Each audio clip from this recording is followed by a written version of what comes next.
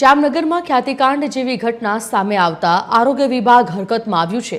જામનગરની JCC heart ઇન્સ્ટિટ્યૂટમાં PM જયમાં ગેરરીતિના આક્ષેપ બાદ હોસ્પિટલને યોજનાની કામગીરીમાંથી સસ્પેન્ડ કરાઈ છે। આ હોસ્પિટલ દ્વારા કરવામાં આવેલા કુલ 105 કાર્ડિયાક પ્રોસિજરમાં ગેરરીતિ જોવા મળતા ₹6 લાખથી વધુનો દંડ ફટકારાયો છે। સાથે જ ડોક્ટર પાર્શ્વ વોહરાને પણ કાર્ડિયોલોજી અને કાર્ડિયોવાસ્ક્યુલર થોરાસિક સર્જરીમાં ક્ષતિ બદલ સસ્પેન્ડ કરવામાં આવ્યા।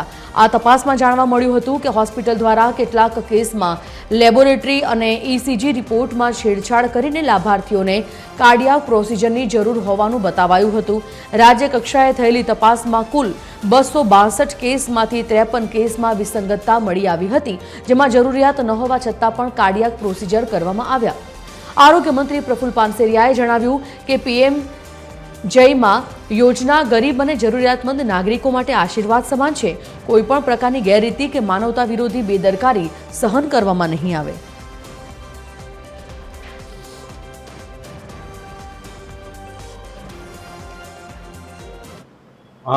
અમારું 1 થી 1.5 વર્ષથી અમારી આ સંસ્થા ચાલુ હતી અને અમારું ધ્યાન છે ગયા શનિવારે કે સોમવારે આવેલું છે અને સોમવારથી જ અમે તાત્કાલિક અસરથી અમે એમને સસ્પેન્ડ કરી દીધા છે। હવે તમારા દ્વારા એના ઉપર શું કાર્યવાહી કરવામાં આવશે? એટલે અત્યારે અમે ઓલરેડી એક કાર્યવાહી કરીને એમને રેસ્ટ્રિક્ટ કરી દીધા છે।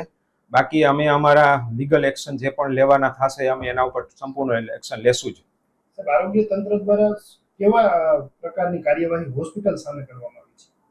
આરોગ્યએ અમને અત્યાર સુધી બીજી કોઈ જાણ નથી કરી, પણ એક જે વસ્તુની અમને જે તે વખતે નોટિસ મોકલેલી હતી અને એ નોટિસ જ્યારે અમે ગાંધીનગર અમે ગયા ત્યારે અમને ખ્યાલ આવ્યો અને એને અમને પેનલ્ટી આપેલી હતી, અમે પેનલ્ટી ભરી દીધેલી છે।